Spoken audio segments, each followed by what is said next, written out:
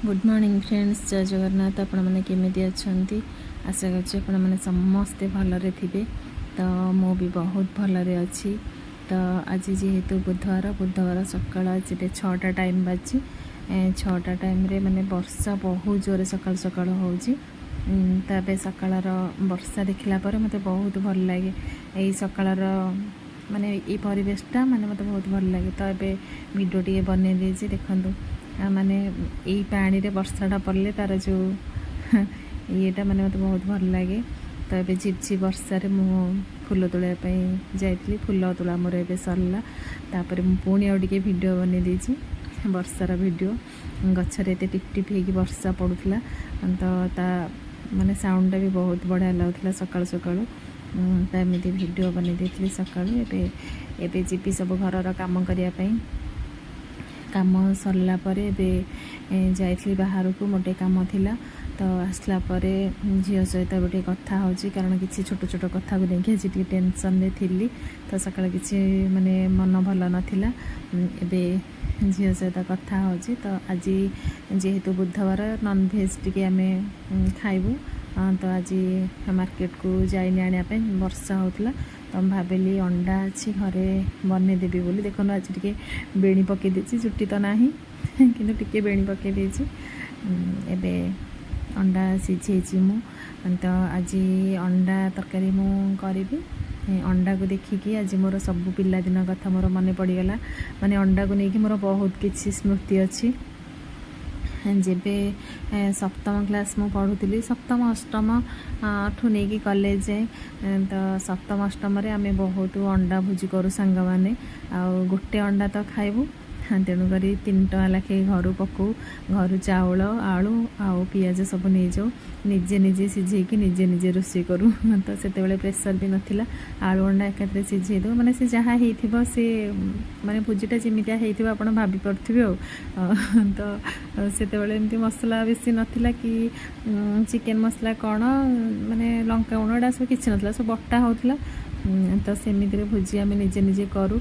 मसला कंचा हो कि अंडा फाड़े भजा हो न हो आलू चोपा छाड़ी न छाड़ी सेमिति आम भोजी करूँ। आ से भोजी रे बहुत खुशी लगे। माने अंडा झोल भात कले बहुत खुशी लगे। तो एमती बहुत टाइम अंडा झोल भात करी। तापर जेतले मु कॉलेज रे फर्स्ट ईयर पढ़ली से मोर प्रैक्टिकल भी थिला। प्रैक्टिकल रे मु नेइथिली होम साइंस से को अंडा रोषे मु शिखी गलिनी। आ मोर अंडा रोषे से प्रैक्टिकल रे एते भल होइतला जे एक्सटर्नल मते माने पूरा फुल मार्क देथिले। तो से अंडा तरकारी आणिकी घर को भी आसी मो मौसा से टाइम रे आसती। मो मौसीर नुआ नुआ मैरेज होता। मो मौसा से अंडा तरकारी खाई एबे भी मते मन पकाउछंती जे झील से अंडा तरकारी केमिति करथिला आ सेमिति अंडा तरकारी कहीं करूनी। तो अंडा तरकारी की नहीं मोर बहुत स्मृति। तो आज अंडा तरकारी टिके मु बने दउची। एबे मसला कषा मोर चली। एबे चिकेन मसला टिके पकेबी। तो तापरे जो किचन किंग मसलाटा भी पकईची एथरे कारण से टेस्टा मते बेसी भल लाଗୁଛି। आपण माने भी मसला कषला ले सेटा निहाती पकांतु। तो एबे टमाटो पकईकी मोर मसला कषा चलची। तेल टिके अधिक आज पकईची जेहेतु आमिष कला बेले टिके तेल न पकेले भल लागिबानी तरकारी। माने आउ सबुथिरे तेल टिके कम करदेले चलुची किंतु जेते सब माछ मांस कि अंडा कला बेले जदि तेल न पकेले टिके भल लागिबनी। तो ये मसला कषा चली। जो आलू को सिझेकी तापरे भाजी देती, अंडा को भी सिझेकी भाजी देती। एबे मसला कषला परे आलू अंडा झोल भात आउ किछि। तो आज टिके इच्छा थिला मोर लुणी सुखुआ भजा खाइबा पई।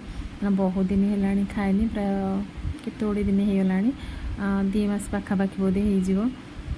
देखो तो केते सुंदर लगुଛି आज अंडा तरकारीटा।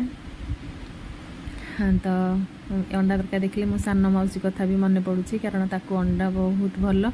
से चिकेन खाएनी केवल बड़ माछ आ केरांडी माछ अंडा बेसी खाए से। से मो पाक आसले भी मत कह अंडा 2टा सिझे दे नहले अंडा तक मोटे अधिका देवी तू खा ते अंडा भल बोली। तो ता कथा भी टिके मन पड़ुछि। ଏବେ ତ ଯେଉଁ ପୋଖରୀ ଶୁଖୁଆ ସେ ଭାଉଜ ଦେଇଥିଲେ ସେଇଟା ବି ଟିକେ ଭାଜି ଦେଉଛି, ତ ନହେଲେ ଏଇ ଶୁଖୁଆଟା ବି ଖରାପ ହେଇଯିବ। କୁକୁରକୁ ବି ଗୋଟେ ଗୋଟେ ଦେଇ ଦେଉଛି। ତ ଏମିତି ଥିଲା ଆଜିର ଖାଇବା। ଏବେ ତ ତରକାରୀ ହେଇଗଲାଣି। ଏବେ ଟିକେ ଲୁଣ ଲଙ୍କା ଆମ୍ବୁଲ ପାଗ କରୁଛି ଦେଇକି, ରସୁଣ ଟିକେ ଦେଇକି, ଯେଉଁ ପିତା ଶୁଖୁଆ ଖାଇବି ବୋଲି। କିନ୍ତୁ ଆଜି ଅଣ୍ଡା ତରକାରୀ ବହୁତ ଭଲ ହେଇଥିଲା, କିନ୍ତୁ ମୋ ଝିଅ ଖାଇଲାନି, ମୋତେ ଭଲ ଲାଗିଲାନି। 4ଟା ବେଳେ ଭାବିଥିଲି ତା ପାଇଁ କିଛି କିଣିକି ଆଣିବି ବୋଲି, କିନ୍ତୁ କିଛି ଟାଇମ୍ ହେଲାନି। ଦେଖନ୍ତୁ ସେ ଭାଇ ଆସିଛନ୍ତି ବେସିନ୍ର ପାଇପ୍ ଲଗାଇବା ପାଇଁ, କାରଣ ଏ ବେସିନ୍ଟା ଏମିତି କନେକ୍ସନ୍ ଅଛି ଭିତରେ ନିଜେ ଆପଣ ଦେଇପାରିବେନି। ବେସିନ୍ଟା ଟେକିଲା ପରେ ଯାଇକି ପାଇପ୍ଟା ଦେବେ। ଏମିତି ବେସିନ୍ କିଣିଲା ବେଳେ ଆପଣ ନିହାତି ଦେଖିକି କିଣିବେ, ନହେଲେ ଅସୁବିଧାରେ ପଡ଼ିବେ। ଦେଖନ୍ତୁ ଚନ୍ଦନ ଆଉ ଗେରୁ ମାଟି ସବୁ ପଡ଼ିକି ଏମିତି ଠାକୁରଙ୍କ ବେସିନ୍ଟା ଅସନା ହେଇଯାଇଥିଲା, କାରଣ ସେ ପାଇପ୍ ପାଣି ଖୋଲିଲା ମାନେ ପାଣି ତଳକୁ ପଳେଇ ଆସୁଥିଲା, ଯେହେତୁ ପାଇପ୍ଟା ତା'ର ଖରାପ ଥିଲା। ଏବେ ଝିଅ ପାଇଁ ମୁଁ ଯାଇକି କିଣିକି ଆଣିଛି ସନ୍ଧ୍ୟାବେଳେ ଅଣ୍ଡା ଭୁଜିଆ। ମୋ ଝିଅ ଆଜି ଖାଇବ, ଖାଇନି କିଛି। ତ ଏମିତି ଥିଲା ଆଜିର ଭିଡ଼ିଓ ମୋର।